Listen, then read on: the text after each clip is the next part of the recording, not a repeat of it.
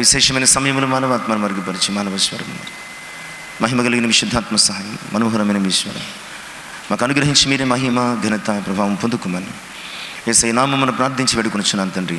ఆమేన్. దయచేసి కూర్చుందామండి. దేవునికి మహిమ కలుగును గాక. దేవుని ప్రేమించి ఆయన పరిశుద్ధ సన్నిధిని చేరువచ్చిన ప్రియ విశ్వాసులందరికీ మన ప్రభువును ప్రియరక్షకుడైన యేసుక్రీస్తు వారి పరిశుద్ధ నామములో శుభాలు తెలియజేస్తున్నాను. ప్రభునందు ప్రియులారా, ఈ 2024 సంవత్సరం ఈ మార్చి నెలలో ఈ 10వ దినములు అనగా 2వ పరిశుద్ధ ఆరాధనలు ధ్యాన నిమిత్తం ఏర్పాటు చేయబడినటువంటి పరిశుద్ధ లేఖన భాగాలు ఈ రీతిగా ఉన్నాయండి. ఆదికాండము 13వ అధ్యాయము 1 నుంచి 13 వచనాలు పాత నిబంధన పాఠంగాను, అదే రీతిగా పేతురు మొదటి పత్రిక 2వ అధ్యాయం 1 నుంచి 5 వచనాలు కొత్త నిబంధన పత్రిక పాఠంగాను నేటి ధ్యానం కొరకు చదువుకున్నామండి. ఈ యొక్క ధ్యానములో పేతురు మొదటి పత్రిక 2వ అధ్యాయం నుంచి మొదటి 3 వచనాలు మనము చదువుకొని వాక్యమును ధ్యానం చేసుకుందాం.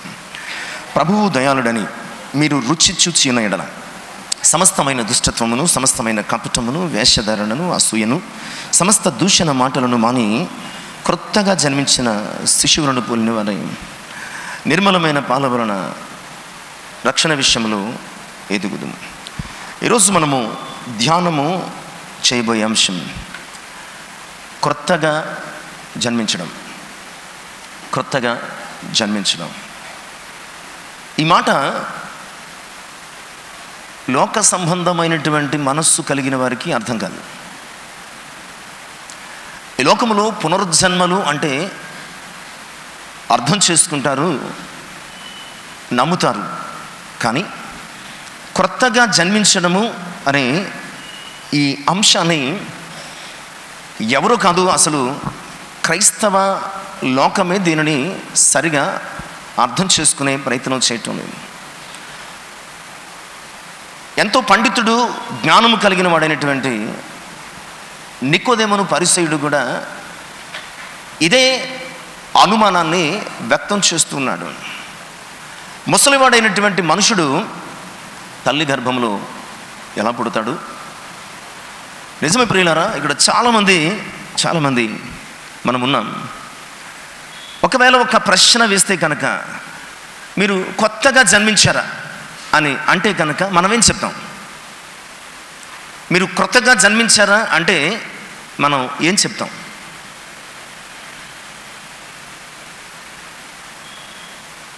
అలా చూస్తారేంటండి?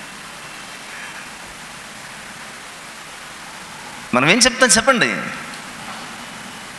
ఏమో అదే చెప్తున్నాను. అసలు ఆ మాట మీద మనకు ఆలోచన లేదు, ఎలాంటి అనుభవము కూడా లేదు. నీకు డ్రైవింగ్ వచ్చా అంటే వచ్చో లేదో క్లియర్గా చెప్తాం, అంతేనండి. నీకు డ్రైవింగ్ వచ్చా అంటే నాకు వచ్చు అని చెప్తాం, లేదా రాదని చెప్తాం. రాకపోయినా వచ్చింది అని చెప్పామనుకోండి, చేతికి బండి ఇచ్చాడు అనుకోండి, కాళ్ళు చేతులు విరిగిపోతాయి. ఆత్మీయ జీవితంలో కూడా ఇంతే.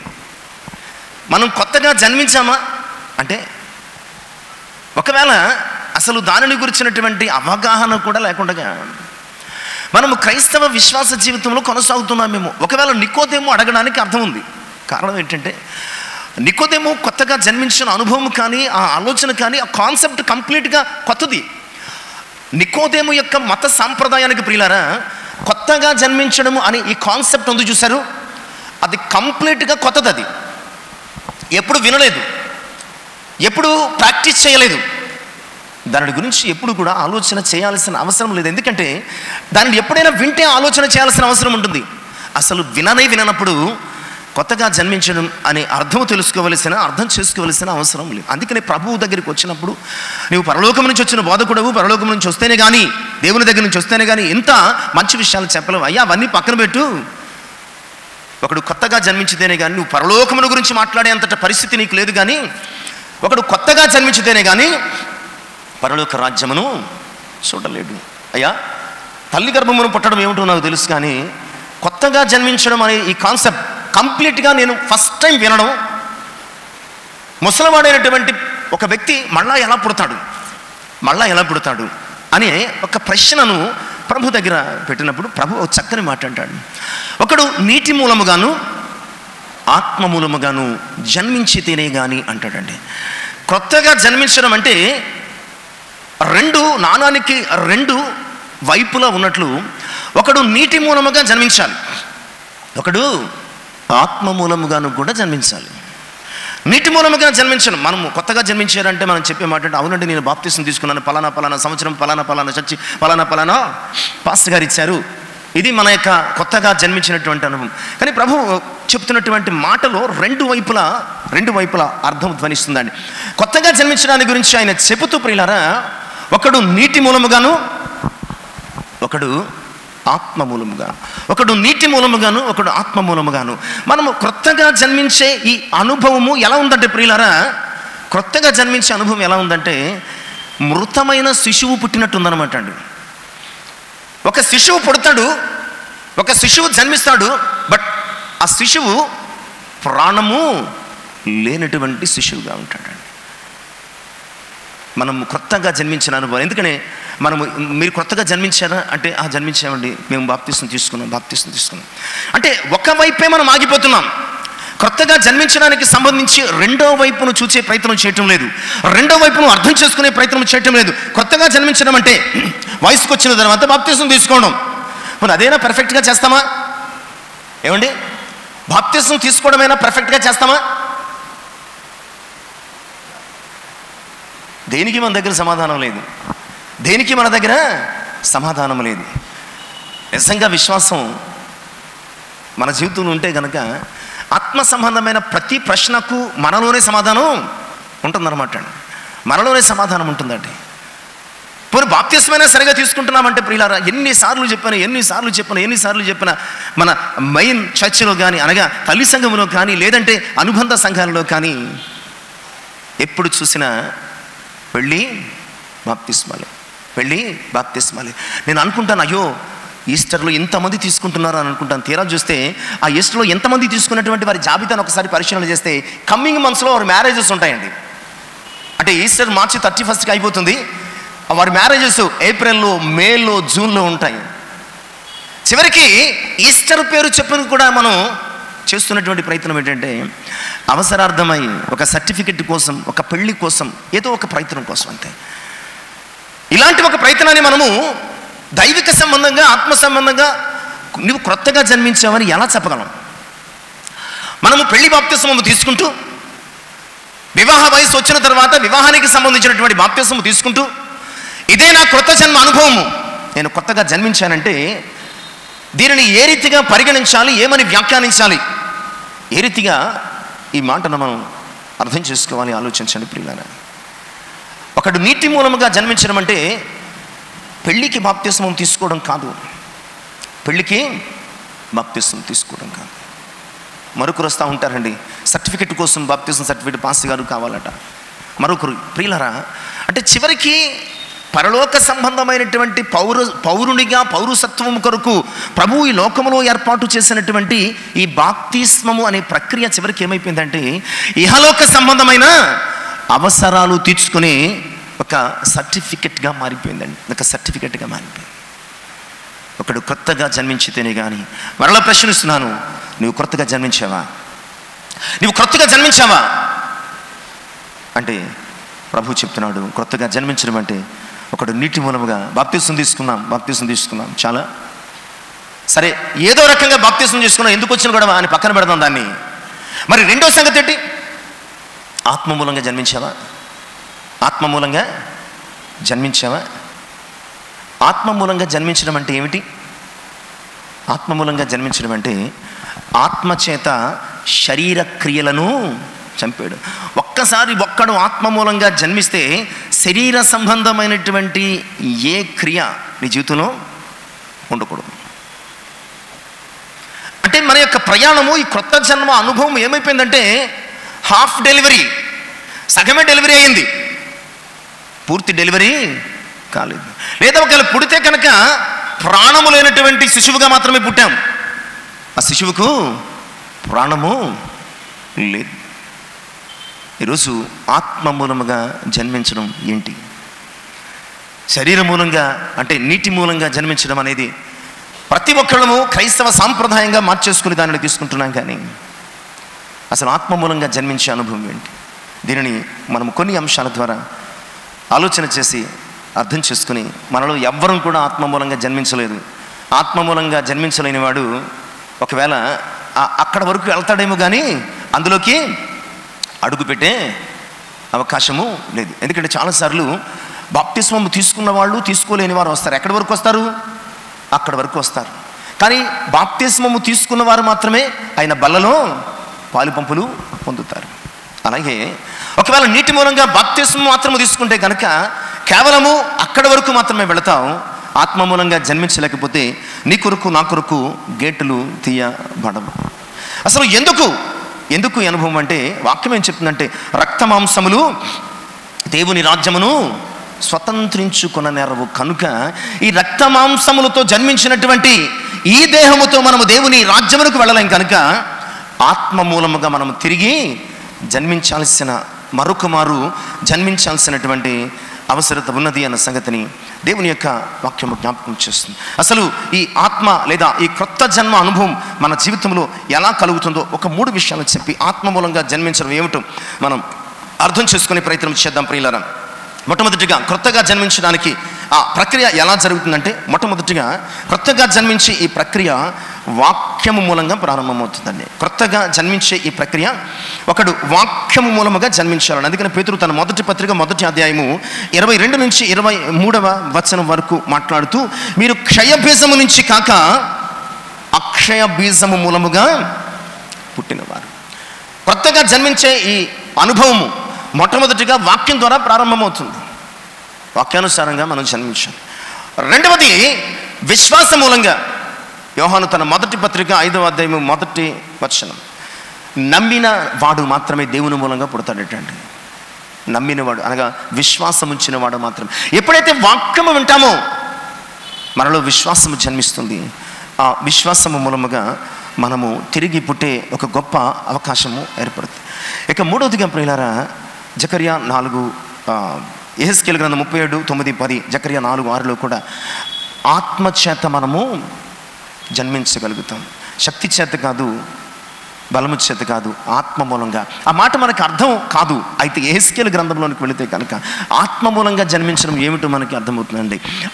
ఆ ఎముకలన్నీ, ఆ చర్మము అన్నీ కూడా సమకూర్చబడినప్పుడు ప్రియులారా, అవి ఆ శవాలుగా పడి ఉన్నప్పుడు, నిర్జీవమైనటువంటి శవాలుగా పడి ఉన్నప్పుడు అవి బ్రతుకున్నట్లు వాటి మీద ప్రవచనం ఎత్తి ప్రవచించగానే జీవాత్మ వాటిలోనికి వచ్చి చొచ్చినప్పుడు అవి మహాసైన్యమై నిలిచాయి. నిజమే, ఒక నిర్జీవమైనటువంటి వ్యక్తిని, ఒక పాత్రను జీవము కలిగినటువంటి సైన్యంగా మార్చగలిగేది దేవుని యొక్క ఆత్మ ఒకటే. కనుక ప్రియులారా, మనము కొత్తగా జన్మించడానికి వాక్యము, అందులో విశ్వాస మూలముగా దేవుడు మన మీద కుమ్మరించే పరిశుద్ధాత్మ అనుభవం మనల్ని క్రొత్త జన్మ అనుభవంలోనికి నడిపిస్తాయన్న సంగతిని దేవుని యొక్క వాక్యానుసారంగా జ్ఞాపకము చేస్తున్నాను. ప్రభునందు ప్రియులారా, ఇప్పుడు మనము అసలు టాపిక్లోనికి వద్దాం. మరి కొత్తగా జన్మించారా అనేటువంటి అంశములు. కొత్తగా జన్మించడం అంటే ఒకడు నీటి మూలముగాను ఆత్మ మూలముగాను జన్మించడం. ఓకే, నీటి మూలముగా జన్మించడం బాప్తిస్మము మనము మొదటి భాగాన్ని నిర్వర్తించాం లేదా జరిగించాం. అది ఏదో ఒక రకంగా, ఏదో ఒక అవసరతను బట్టి, ఏదో ఒక సమయాన్ని బట్టి మనము నీటి మూలంగా బాప్తిసం పొందాం. ఓకే, గుడ్, మంచిది. ఇక దాని గురించినటువంటి డిస్కషన్ మనకు అనవసరం. సరే, ఇక ఆత్మ మూలంగా జన్మించడం గురించి ఆలోచన చేద్దాం. ఆత్మ మూలంగా జన్మించడం అంటే ఏంటి? ఆత్మ మూలంగా జన్మించడం అంటే ఏమిటి ప్రియులరా? ఒక 5 విషయాలు ఆత్మ మూలంగా జన్మించడానికి గురించి ఆలోచన చేద్దాం. ఇక ఆ మాటలు చదివిన తర్వాత మనం జన్మించామో లేదో ఎవరు చెప్పవసరం లేదు. మనకి నేను చెప్పవసరం లేదు, పక్కన చెప్పవసరం లేదు, ఎవరు చెప్పవసరం లేదు. మనము ఆత్మ మూలంగా జన్మించామా లేదా అనేది చాలా క్లియర్ అయిపోతుంది. కనుక ఈ 5 మాటలు మనము వెతికే ప్రయత్నం చేద్దాం. వెతకాల్సిన అవసరం కూడా లేదు.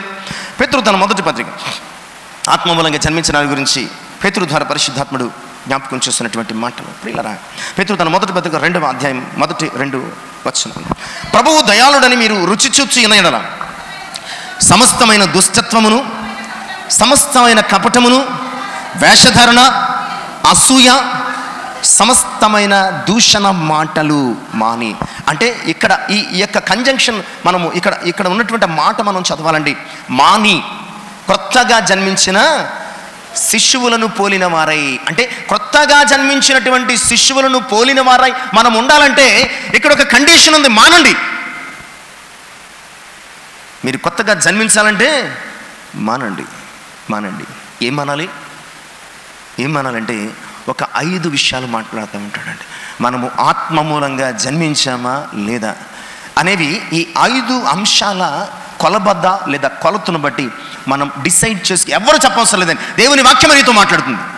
దేవుని వాక్యమే నువ్వు కొత్తగా జన్మించావా లేదా అని ఆ వాక్యం అని అర్థంలో చూపించేస్తుంది.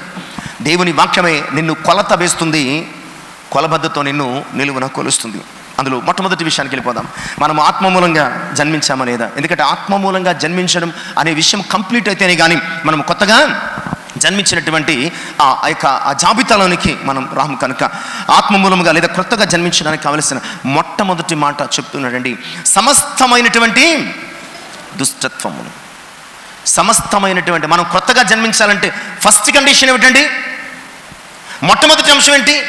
మనం క్రొత్తగా జన్మించామా లేదా అని మనకు తెలియజేసేది లేదా ఆ కొలత ఏమిటయ్యా అంటే, మనం క్రొత్తగా జన్మించాలి అంటే మొట్టమొదటిగా సమస్తమైనటువంటి దుష్టత్వమును దుష్టత్వము అంటే దుర్నీతి, చెడు, పాపము, ఇవన్నీ కూడా ప్రియులారా. దుర్నీతి, చెడు, పాపం, దుష్టత్వాన్ని గురించి మనము ఒక మాటలో చెప్పుకునే కంటే దుష్టత్వము అనేది మన మైండ్లో ఆలోచన చేస్తే బాగా అర్థమవుతుంది.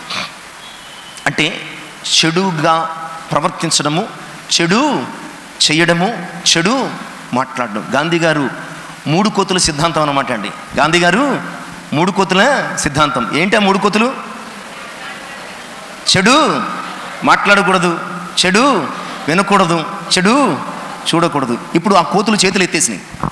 ఇప్పుడు ఆ కోతులు ఏమైనాయండి? చేతులు ఎత్తేసాయి. చేతులు ఎత్తడం అంటే చెడే మాట్లాడుతున్నాం, చెడే వింటున్నాం, చెడే చూస్తున్నాం. అందుకని చేతులు ఎత్తేసిన కోతులు ఇప్పుడు. ఒకప్పుడు గాంధీ గారు కోతులకు ఏముండే అంటే నోటి మీద చేతులు ఉంటాయి, చెవుల మీద చేతులు ఉంటాయి, కళ్ళ మీద చేతులు ఉంటాయి. ఇప్పుడు ఆ కోతులు చేతులు ఎత్తేసాయి. ప్రియులారా, దుష్టత్వము మన యొక్క చెవితో, మన నోటితో, మన కంటితో క్రియ జరగగా మన హృదయము సంకల్పించేది, ఆలోచించేది దుష్టత్వము అనే దీని గురించినటువంటి మరి కొంత అర్థాన్ని మనం చూస్తే కీర్తనలు 11వ అధ్యాయం 5వ వచనంలో దుష్టత్వము దేనిలో బయలుపడుతుందంటే బలత్కారము వలన తెలుస్తుంది అనమాట అండి. దుష్టత్వం అంటే నథింగ్ బట్ బలత్కారం అనమాట అండి. బలత్కారము చేయడమే దుష్టత్వం. కీర్తన 12:8వ వచనము చెప్తున్నటువంటి మరొక సత్యం ఏంటంటే గర్వము దుష్టత్వం అటండి. గర్వము దుష్టత్వం అటండి. కీర్తన 14వ వచనము చెప్తున్నటువంటి ఇంకొక సత్యం ఏంటంటే ప్రియులారా, పొగరుగా ఉండడము దుష్టత్వం అటండి. పొగరు కలిగి ఉండడము దుష్టత్వం. ఒక మాటలో చెప్పాలంటే దుష్టత్వము అంటే చెడుతనం, అంటే దుష్టమైనటువంటి ఆలోచన, చెడుతనం. ఆదికాండము మనం చదువుకున్నటువంటి మొదటి భాగం 13వ అధ్యాయము 13వ వచనం. ఆదికాండము 13వ అధ్యాయము 13వ వచనము దుష్టత్వాన్ని గురించి అర్థం చేసుకోవడానికి అక్కడ ఒక గుంపు మనకి కనబడుతుంది. చదువుకుందాం. సొదొమ మనుష్యులు దుష్టులను యెహోవా దృష్టికి బహు పాపులునై ఉండేది. సొదొమ మనుష్యులు ఎలాంటి వారటండి? దుష్టులటండి. సొదొమ మనుష్యులు దుష్టులట. అంటే వారికి మంచి చెడు ఏమీ తెలీదు, అంత భయంకరమైనటువంటి పాపులు అనమాట అండి.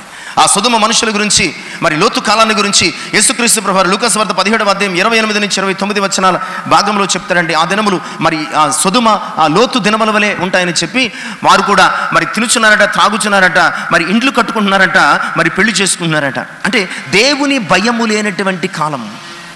చెడుతనం అంటే దుష్టత్వం అంటే ప్రియులారా దేవుని భయము లేని తనం అనమాట అండి. దుష్టత్వం అంటే ఇక్కడ దేవుడు ఉన్నాడు అనే ఆలోచన కూడా లేకపోవడం, అంతే కదండి. ఇక్కడ దేవుడు ఉన్నాడు అనే ఆలోచన కూడా లేకుండా ప్రవర్తించడం, ఇది దేవుని సన్నిధి అన్నటువంటి స్పృహ కూడా లేకుండా ప్రవర్తించడం, నేను ఆయన రక్తము చేత కొనబడ్డాను అని ఇంగితము కూడా లేకుండా మనం బిహేవ్ చేయడం, అంతే కదండి. దుష్టత్వము అంటే దేవుని ప్రేమను అనుభవించలేని, దేవుని ప్రేమను కనుపరచలేనటువంటి పరిస్థితి అనమాట అండి. అక్కడ సొదొమ మనుషులు దేవుని భయం లేదు, దేవుని భక్తి లేదు, దేవుడు అంటే ఎవడన్నట్టు చూశారండి. అందుకనే చివరికి దేవదూతలు వెళ్ళినప్పుడు కళ్ళు మూసుకుపోయి ప్రవర్తిస్తున్నారు. ఇది కాదా దుష్టత్వం? ఈరోజు దుష్టత్వం అంటే కళ్ళు మూసుకుపోయి ప్రవర్తించడం. లోతు కాలాన్ని బట్టి చూస్తే అంతే కదండి. దుష్టత్వం అంటే ఏమిటి? వారు లోతు కాలంలో లోతును తప్పించడానికి దేవదూతలు ఇద్దరు సొదొమలోనికి వెళ్ళినప్పుడు వారు కళ్ళు మూసుకుపోయి ప్రవర్తిస్తున్నారండి. దుష్టత్వం అంటే కళ్ళు మూసుకొని ప్రవర్తించడం. దేవుడు చూస్తున్నాడు, దేవుడు వింటున్నాడు, దేవుడు ఉన్నాడు అన్నటువంటి భయము కానీ భక్తి కానీ లేకుండా ఇష్టానుసారంగా ప్రవర్తించడం. సొదొమ అంతే కదండి, అలాగే ఉంది కదా. సొదొమ అచ్చం అలాగే ఉందండి. దేవుని భయం లేదు, దేవుని భక్తి లేదు, దేవుని దూతలు వచ్చారన్నటువంటి ఆసక్తి లేదు. వాళ్ళ దేవుని దూతల, మనుషుల, స్త్రీల, పురుషుల వాళ్ళకి అవసరం లేదు. కళ్ళు మూసుకుపోయినటువంటి పరిస్థితి, కళ్ళు మూసుకుపోయిన పరిస్థితి. ప్రియులారా, నువ్వు కొత్తగా జన్మించాలంటే నీ కళ్ళు తెరవబడాలి. కొత్తగా జన్మించాలంటే సమస్తమైన దుష్టత్వమును మాని అంటే నీ కళ్ళు తెరవబడాలి. ఈలోక సంబంధమైన విషయాలు చూస్తున్న నీవు పర సంబంధమైనటువంటి విషయాలు చూడడం, ప్రభువును చూడడం, ప్రభు ముఖాన్ని చూడడం మనము నేర్చుకోవలసినటువంటి అవసరత ఉన్నది అన్న సంగతిని దేవుని యొక్క వాక్యం ద్వారా జ్ఞాపకము చేస్తున్నానండి. ఈరోజు కొత్తగా జన్మించడం, ఆత్మ మూలంగా జన్మించడం అంటే సమస్తమైనటువంటి దుష్టత్వాన్ని మన జీవితం నుంచి, మన బ్రతుకు నుంచి తీసివేయాలి. ఎందుకంటే దుష్టత్వము విశ్వాసాన్ని చంపేస్తుందండి. దుష్టత్వం ఏం చేస్తుందో తెలుసండి? విశ్వాసాన్ని చంపేస్తుంది. అందుకే కాబోలు ప్రియులారా, హెబ్రీ పత్రికలో 3వ అధ్యాయము 12వ వచనంలో హెబ్రీ పత్రికకర్త ఇశ్రాయేలు ప్రజలను ఎత్తి చూపుతూ హెబ్రీ సంఘాన్ని హెచ్చరిస్తున్నాడు. ఏమంటే, సహోదరులారా, జీవము గల దేవుని విడిచిపోనటువంటి విశ్వాసము లేని జీవము గల దేవుని విడిచిపోయేటట్టు చేస్తుందట దుష్ట హృదయం. విశ్వాసాన్ని అంతం చేసేస్తుందట దుష్ట హృదయం. విశ్వాసము లేదు, దేవుడు లేదు, భక్తి లేదు, భయము లేదు. నన్ను ఎవడేం చేస్తాడు, నన్ను ఎవడేం చేస్తాడు? ప్రియులారా, ఆత్మమూలంగా జన్మించిన వానికి అస్సలు కుదరని లక్షణం ఇది. కొత్తగా జన్మించిన వ్యక్తి అస్సలు మ్యాచ్ కానటువంటి విషయం అన్నమాట ఇది. కనుక అందుకనే చెప్తున్నాడు, మీరు కొత్తగా జన్మించిన శిశువులను పోలిన వారై అంటూ అందులో మొదటి విషయం ఏం చెప్తున్నాడంటే, మీరు కొత్తగా జన్మించిన వారై ఉండాలంటే మీరు సమస్తమైన దుష్టత్వాన్ని మానేయాలి. ప్రియులారా, ఇలాంటి ఒక వ్యక్తి పరిశుద్ధ గ్రంథంలో మనకి కనబడుతున్నాడు. అపొస్తలుల కార్యముల గ్రంథం 8వ అధ్యాయం 22-23 వచనాలు మనం చూద్దాం. కాబట్టి నీ చెడుతనమును మానుకుని మారు మనస్సునుంది ప్రభువును వేడుకును. ఒకవేళ నీ హృదయాలోచన క్షమించబడవచ్చు. నీవు ఘోర దుష్టత్వములోను దుర్నీతి బంధకములలోను నీవు ఘోర దుష్టత్వములోను. అంటే ఘోర దుష్టత్వం అంటే కింద పుట్టినోటు ఏమి ఇచ్చాడు? ఏంటండి అది? పైత్యం. బాగా వీడికి పైత్యం ముదిరిపోయిందిరా అంటారండి. పిచ్చి ముదిరిపోయింది అనమాట అండి. దుష్టత్వం అంటే ఒక కైండ్ ఆఫ్ పిచ్చి. దుష్టత్వం అంటే ఏమిటండి? ఒక రకమైనటువంటి పిచ్చి. నేనే దేవుని భయము, మనుషుల పట్ల ప్రేమ ఏమీ ఉండలేనటువంటి పరిస్థితి అండి. ఇక్కడ గారడీవాడి అనే సీమోను బాప్తిసం పొందాడు, రక్షణ పొందాడు. ఆ ఫిలిప్పు వెంట తిరుగుతున్నాడండి. ప్రియులారా, సేవలో ఉన్నాడు, పరిచర్యలో ఉన్నాడు అనుకుంటాం. అబ్బో సీమోను చాలా మారిపోయాడు. ఈ గారడీవాడు మారు మనసు పొందాడు. అబ్బో పరిచర్యలో ఉన్నాడు, అబ్బో ప్రార్థనలు చేస్తున్నాడు, అబ్బో ప్రసంగాలు చేస్తున్నాడు, అబ్బో ఏదో చేస్తున్నాడు. అంతే కదండి. మనలో కూడా చూసి లోకం ఇలాగ అనుకుంటాం, అబ్బో చర్చికి వెళ్తున్నారు క్రైస్తవులు అని అనుకుంటారు. బట్ ఇక్కడ రక్షణ తీసుకున్నాడు, బాప్టిజం తీసుకున్నాడు, సేవలో ఉన్నాడు, పరిచర్యలో సహకరిస్తున్నాడు, అన్నీ చేస్తున్నాడు. కానీ ప్రియులారా, తన టైం వచ్చేసరికి అతని హృదయంలో దుష్టత్వం బయటకు వచ్చింది. పేతురు యోహానులు చేతులు పెడుతున్నప్పుడు పరిశుద్ధాత్మ వరం వారు పరిశుద్ధాత్మ పొందుకుంటున్నారు. వెంటనే తన దగ్గర ఉన్న డబ్బంతో తీసుకెళ్ళి వాళ్ళ కాళ్ళ దగ్గర పెట్టి, అయ్యా ఆ వరం నాకు ఇస్తే కనుక, ఇదిగో ఈ డబ్బంతా మీదే, ఆ వరము నాకు ఇస్తే కనుక ఈ డబ్బంతా మీదే. డబ్బిచ్చి కొనుక్కునేదా? డబ్బిచ్చి సంపాదించేదా? లేదా నీ అధికారముతో, నీ నోటితో, నీ ప్రవర్తనతో, నీ జులుముతో సంపాదించేదా? కాదు కదా. అప్పుడు అంటున్నారు, ఇదిగో నీ చెడుతనమును మారు మనస్సు ఉంది, ప్రభువును వేడుకొనుము. అతను రక్షణ పొందాడు, బట్ ఆత్మమూలంగా జన్మించలేదు, మారు మనస్సు లేదు. అతను పరిచయం ఉన్నాడు, బట్ మారు మనస్సు లేదు, ఆత్మ మూలంగా జన్మించలేదు. కనుక ఇదిగో నీవు ఘోర దుష్టత్వములోను దుర్నీతి బంధకములలోను ఉన్నట్టు నాకు కనపడుచున్నదని చెప్పి. ఎంత దరిద్రుడంటే ప్రియులారా ఇతను, ఎంత దరిద్రుడంటే ఇంత చెప్పిన తర్వాత ఏం చేస్తారు? వెంటనే పాదాలు పట్టుకుని బతిమలాడమో ఏదో చేస్తారు, లేకపోతే కోపగించి వెళ్ళిపోతారు. వీడేమన్నాడు? అందుకు సీమోను, మీరు చెప్పిన వాటిలో ఏది నా మీద రాకుండా ఉండినట్లు మీరే. ఎంత దౌర్భాగ్యం అండి! ఎంత చెప్పిన తర్వాత అదేదో మీరే చేసేయండి, అదేదో మీరే చేసేయండి. వాత వేయబడిన మనస్సాక్షి, వాత వేయబడిన మనస్సాక్షి. ఈరోజు ప్రియులారా, నువ్వు కొత్తగా జన్మించావా అంటే ఆ ప్రశ్నకు సమాధానం ఏంటంటే, ఆ ప్రశ్నలో ఉన్నటువంటి చిన్న ప్రశ్న ఏంటంటే, నీవు సమస్త దుష్టత్వాన్ని విడిచిపెట్టావా లేదా? కొంచెము దుష్టత్వం అన్నా నువ్వు పనికిరావు దేవునికి. ఒకవేళ సంఘములు పనికొస్తామేమో కానీ, ఎవరికైనా పనికొస్తామేమో కానీ, కొంచెము దుష్టత్వమున దేవునికి పనికిరాం. నో డౌట్, ఆయన గంటేస్తాడు. గమనించండి, నువ్వు కొత్తగా జన్మించావా లేదా? దానికి మొట్టమొదటి కొలబద్ద ఏమిటి అంటే, నీలో ఎలాంటి దుష్టత్వం ఉండకూడదు. సమస్తం అంటే కొంచెము కూడా దుష్టత్వం, దాని ఛాయ కూడా ఉండకూడదు. లేదంటే నువ్వు కొత్తగా జన్మించాలి, ఆత్మ మూలంగా మళ్ళా పుట్టాల్సినటువంటి వ్యక్తివై ఉన్నావు. జ్ఞాపకం చేసుకో. ఇక రెండవ అంశము మనం చూద్దామండి. సమస్త దుష్టత్వమును, సమస్తమైనటువంటి కపటమును, కొత్తగా జన్మించిన వానికి అనగా ఆత్మ మూలంగా జన్మించిన వానికి కావలసిన రెండవ లక్షణం, సమస్త కపటాన్ని విడిచిపెట్టాలి, సమస్త కపటాన్ని మానేయాలి. కపటం అంటే వీటికి పదాలు లేవండి, ఇది మన ఎక్స్పీరియన్స్ అంతే. ఇవి మనలో ఉన్నాయి కనుక వీటికి పదాలు మనం కనిపెట్టాల్సిన అవసరం లేదు. ఇవి మనలో ఇన్బిల్ట్. సెల్ ఫోన్లకి లోపల బ్యాటరీ, ఎన్నాళ్ళు బయట బ్యాటరీ తీసి పడేస్తే గొడవ వదిలిపోయేది. ఇప్పుడు అలాంటి ఛాన్స్ లేదు, ఇన్బిల్ట్. ఇవన్నీ కూడా మనలో ఇన్బిల్ట్ అనమాట అండి, ఛాన్స్ లేదు. ఎప్పటికప్పుడు బ్యాటరీ హీట్ ఎక్కిపోయి పేలిపోవడం తప్ప ఇక అవకాశం లేకుండా అయిపోయింది అనమాట. సమస్తమైనటువంటి కపటం అంటే నాట్ ఫెయిర్. అంటే ఫెయిర్గా మాట్లాడతాడు. చాలాసార్లు అంటుంటాం, మాట్లాడతాడు కానండి ఫెయిర్గా ఉండదంటే నవ్వు. గమనించారు మీరు? వీడు మాట్లాడతాడు కానీ మనతోనే ఉంటాడు, కానీ మనతోనే తిరుగుతాడు, కానీ ఎందుకు ఫెయిర్గా అనిపించదండి. ఆ ముఖం నవ్వు కూడా అలా ఉండదు. అదనమాట అండి. అంటే మనస్సులో ఒకటి ఉంటుంది, పైకి ఒకటి మాట్లాడుతూ ఉంటాం. మ్యాచ్ అవ్వదు మనస్సుకుని మన బిహేవియర్కి మ్యాచ్ అవ్వదు. ఇది నీ క్యారెక్టర్ కాదరా అని లోపల ఇంకోటి ఉండి చెప్తూ ఉంటాడు అనమాట అండి. నువ్వు ఇలా చేస్తున్నావు, ఇది నీ క్యారెక్టర్ కాదు, ఇది నువ్వు కాదు. లోపల నీ లక్షణం వేరు, నీ పద్ధతి వేరు, నీ వ్యవహారం వేరు అని చెప్తూ ఉంటాడు అనమాట. నువ్వు కొత్తగా జన్మించావంటే ప్రియారా, నీవు రెండవ పరీక్షలోనికి వెళ్ళాలి. అదేమిటంటే సమస్తమైన కపటం. నీలో కపటం ఉందా లేదా అంటే మనస్సులో ఉన్నది మాట్లాడడం అనమాట అండి. చాలామంది డప్పు కొడుతూ ఉంటారు, నేను దాచుకోనండి, నేను అస్సలు మనసులో ఏమీ దాచుకోను, ఉన్నది అనేస్తాను. మనసులో దాచుకోపోవడం అంటే ఎదటి వ్యక్తిని తిట్టడం కాదు, ఎదటి వ్యక్తిని తప్పు చూపించడమో వేలెత్తు చూపించడమో మరొకటి కాదు. అవునంటే అవును, కాదంటే కాదు. కపటము లేకుండా ఉండడం, సమస్త కపటమును మాని కొత్తగా జన్మించిన వాడు ఎలా ఉండాలంటే మనస్సులో ఏముందో పైకి అదే ప్రవర్తించాలి. అలా కాకుండా స్పష్టమైన ఫెయిర్ కాని నవ్వుతో, ఫెయిర్ కాని ప్రవర్తనతో నీవు పైకి ఒకవేళ నటిస్తూ ఉంటే, ఒకవేళ ఎదటి వ్యక్తి దానిని పసిగట్టకపోవచ్చు, కానీ నీవు కొత్తగా జన్మించావా లేదా, నీకు బర్త్ కన్ఫర్మ్ చేయాలా లేదా, పరలోక రాజ్యంలో నీకు సీటు కన్ఫర్మ్ చేయాలా లేదా చూసే దేవునికి తెలిసిపోతుంది. ఎందుకంటే ఆయన హృదయ అంతరంగమును పరిశోధించే దేవుడు.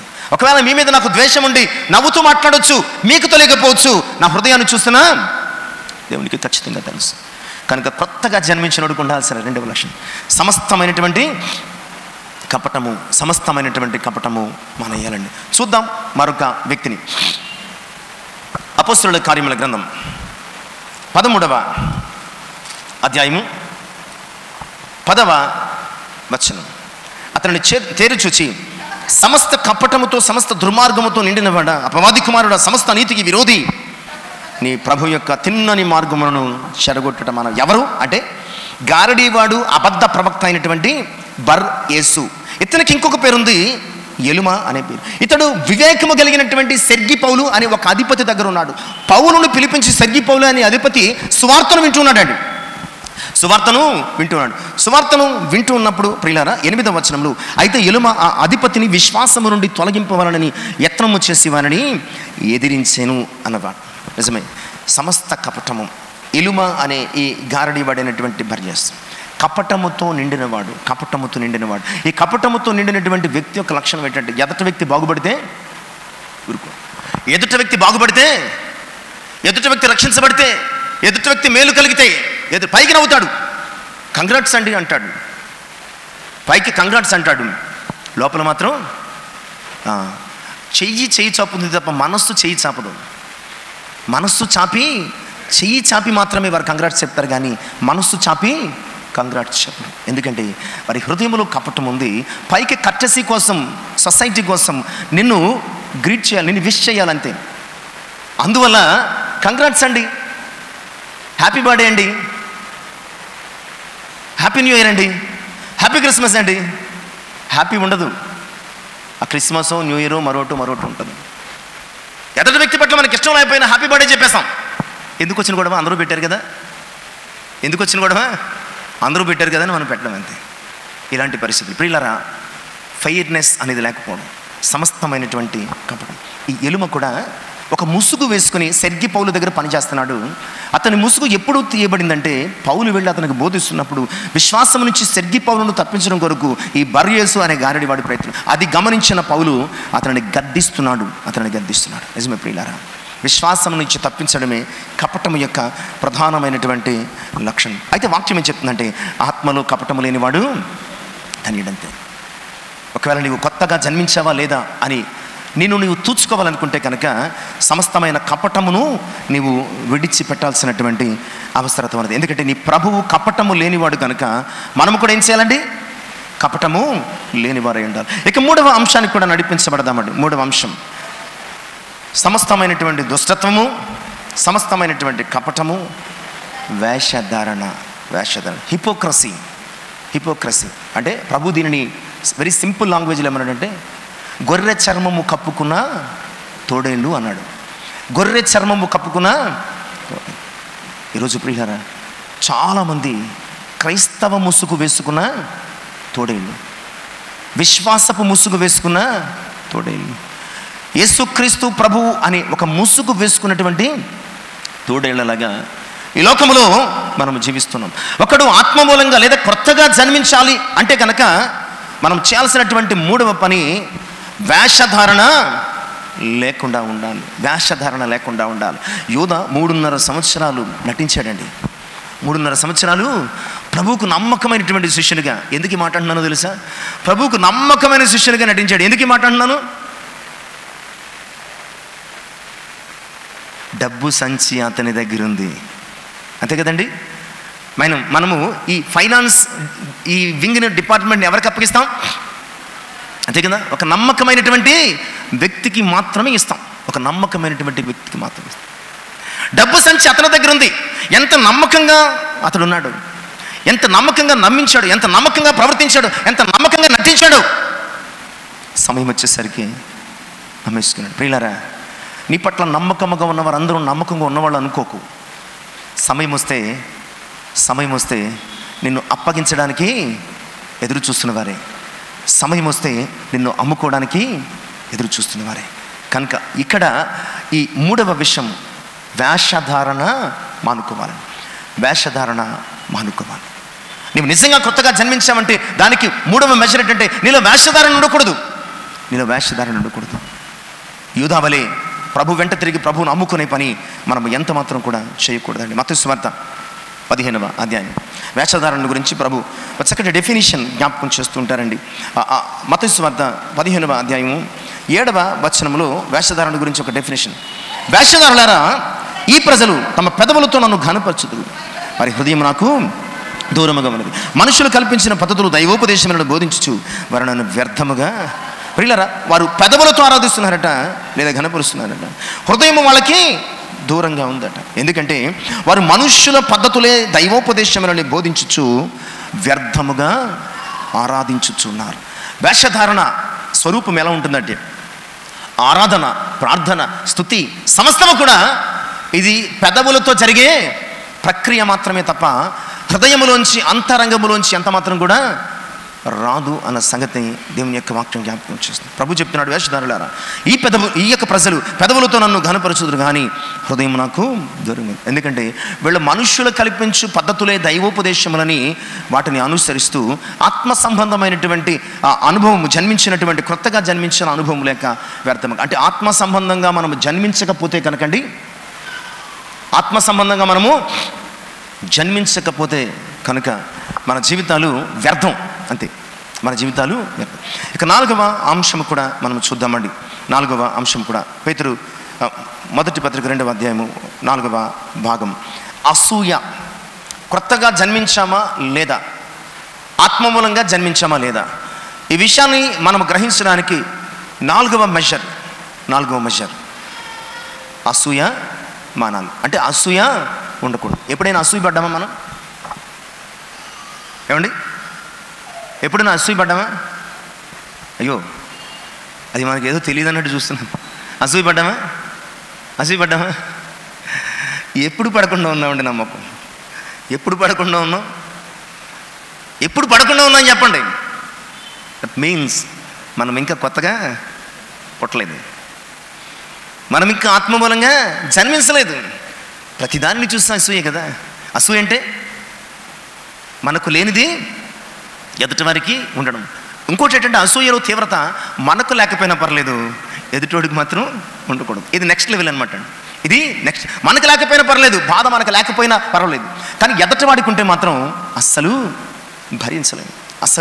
ఏదో రకంగా ఇంకా కుదరలేదనుకోండి, ఇక దాని మీద ఏదో ఒక రకమైనటువంటి గాసిప్స్ని మనము స్ప్రెడ్ చేయడం మొదలు పెడతాం. వరకే ఏదో అనుకుంటున్నారా, అది ఎలా వచ్చిందో తెలుసా అని మొదలెడతాం. అంటే ఈ లోపల ఈ భయంకరమైనటువంటి లావా పొంగుతుందో. అసూయ ఎలాంటిదంటే లావా అనమాట అండి. అసూయ లావా లాంటిది. నిన్ను కుదురుగా ఉండనివ్వదు, ఎదుటోడిని కుదురుగా ఉంచదు. ఎప్పుడూ పోరాటమే, ఎప్పుడూ యుద్ధమే, ఎప్పుడూ అంతరంగ వధనమే. ప్రియులారా, దేవుని వాక్యం ఏం చెప్తుందంటే, నువ్వు కొత్తగా పుట్టావా, అయితే ఎవ్వరి ఎడల దేని విషయమా ఎప్పుడు కూడా నువ్వు అసూయ పడకూడదు. ఎవ్వరి ఎడల దేని విషయమై ఎప్పుడు కూడా అసూయ పడకూడదు. చిన్నదైనా పెద్దదైనా సరే మనమైతే ఎప్పుడు అసూయ పడుతూనే ఉంటాం. దాని అర్థం ఏంటంటే మనం ఇంకా కొత్తగా జన్మించలేదు. ఆత్మ మూలంగా అస్సలు జన్మించలేదు. అభివృద్ధి చెందుతున్న ఇస్సాకును చూసి ఫిలిస్తీయులు అసూయపడ్డారు. ఎదట వారి అభివృద్ధిని చూసి మనలో ఎంతోమంది అసూయపడుతున్నాం కదా. అలాగే గర్భఫలము పొందుకున్నటువంటి లేయాను చూసి రాహేలు అసూయపడింది. ఎన్నో మార్లు మన పిల్లలు అభివృద్ధి చెందుతున్నప్పుడు ఎదుట వారు అసూయపడిన సందర్భాలు కూడా మనము చూస్తూ ఉంటాం. యోసేపును దేవుడు ఎన్నుకున్నాడని యోసేపు యొక్క సహోదరులు అసూయపడ్డారు. హేబేలు అర్పణను దేవుడు అంగీకరించాడని కయీను అసూయపడ్డారు. ఇవన్నీ లక్షణాలు ఏంటంటే ఫైనల్గా యోబు 5వ అధ్యాయంలో 2వ వచనంలో చెప్తాడు, బుద్ధి లేని వారు అసూయ వలన చచ్చెదరు అంటాడు. యోబు 5:2 అంటాడు, బుద్ధి లేని వారు అసూయ వలన చచ్చిపోతారు, అసూయ వలన చేస్తారు. ప్రభునందు ప్రియులారా, ఈరోజు నీవు అసూయ అనే ఓ భయంకరమైన లక్షణం ఇంకా కలిగి ఉన్నావేమో. దట్ మీన్స్ ఇంకా నువ్వు కొత్తగా జన్మించలేదు, కొత్తగా పుట్టలేదు, ఆత్మమూలంగా జన్మించలేదు అన్న సంగతిని దేవుని యొక్క వాక్యం జ్ఞాపకం. ఇక చివరి అంశం మనం నడిపించబడదాం. చివరి లక్షణం, నువ్వు కొత్తగా జన్మించావా లేదా అనేది చెప్పేది, సమస్తమైన దూషణ మాటలు మాని. నువ్వు కొత్తగా జన్మించావా లేదా, ఇది ఫైనల్ మెజర్ అనమాట అండి. నువ్వు కొత్తగా జన్మించావా లేదా అన్నదానికి ఫైనల్ మెజర్ ఏంటి? అదేంటండి, మొత్తం ఒంట్లో ఓపికంతా పోయినట్టు అయిపోయారేంటి? ఒంట్లో ఓపికంతా అయిపోయారు. ఎవరికి ఓపిక లేదు, ఎవరికి ఓపిక లేనట్టుగా, చవిసారములు లేనట్టుగా, నిస్సారంగా, నిస్తేజంగా మారిపోయారు. నిజం ఎప్పుడు కూడా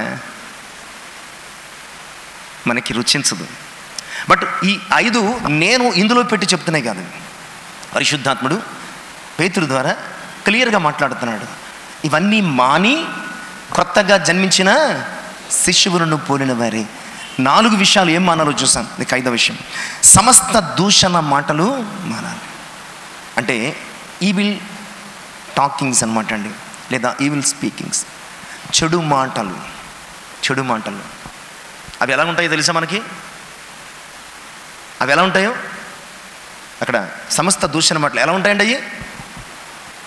అయ్యండి ఎలా ఉంటాయండి? ఎలా ఉంటాయి? అబ్బాయి నాకు అసలు తెలియదండి. తెలియకుండానే మాట్లాడేస్తున్నాం ప్రియులారా. ఉదయం లేచిన దగ్గర నుంచి పడుకునే వరకు కూడా కొంతమంది అద్భుతంగా కలవాట్లో కూడా అయ్యే తిడతా ఉంటారు. కొంతమంది అద్భుతంగా కలవాట్లో కూడా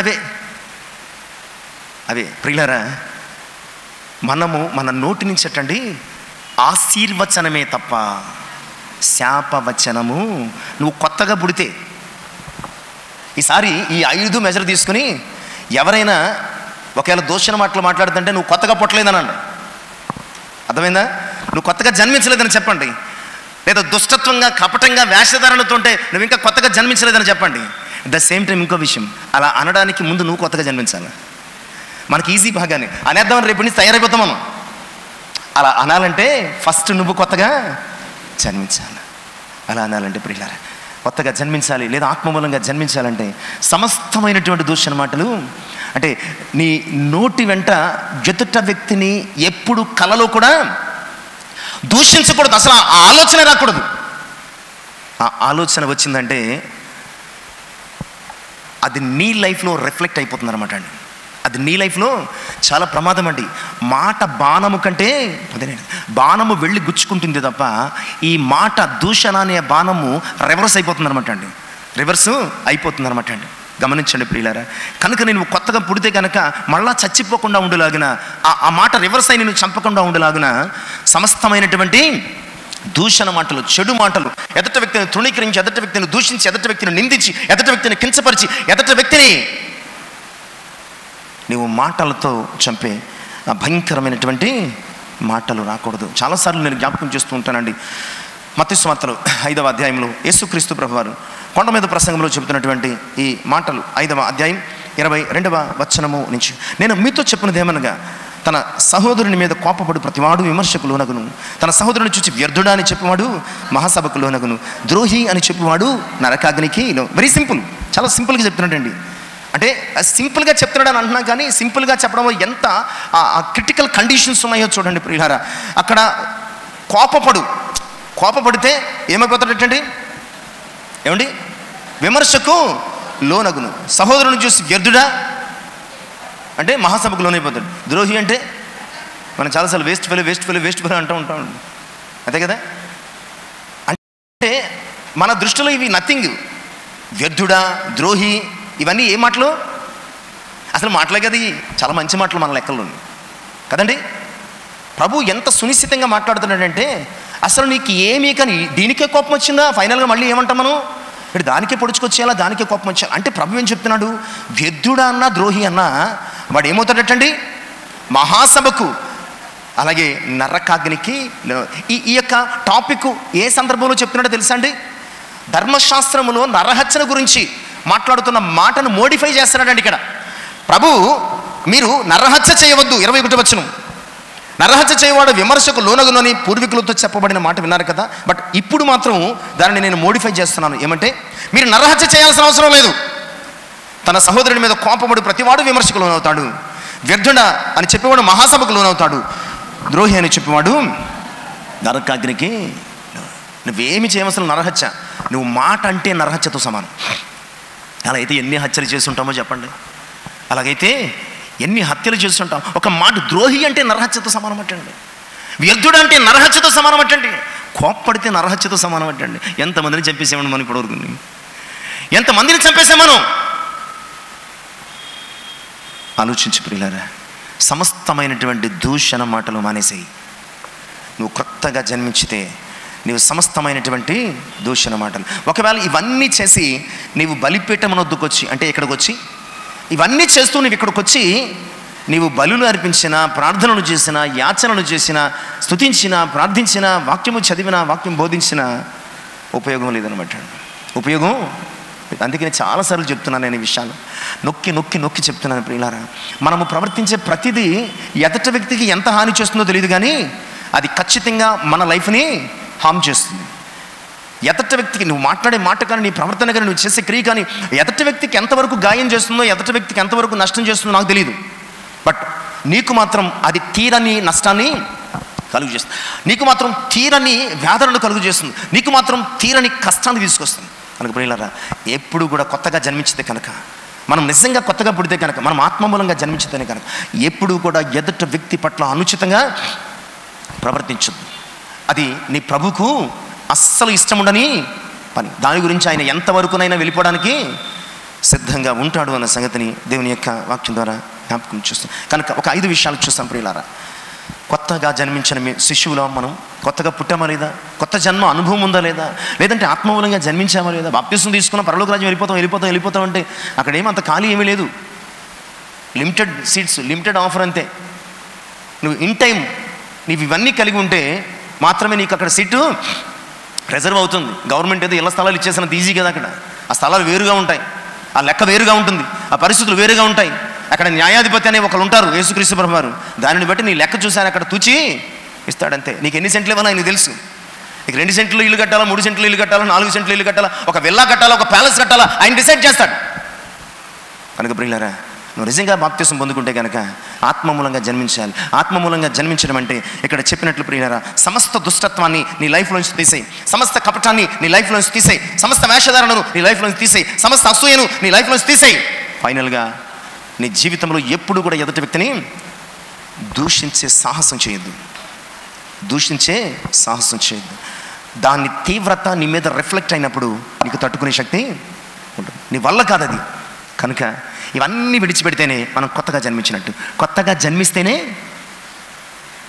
మర్చిపోయారు, కొత్తగా జన్మిస్తేనే వెళ్తాం.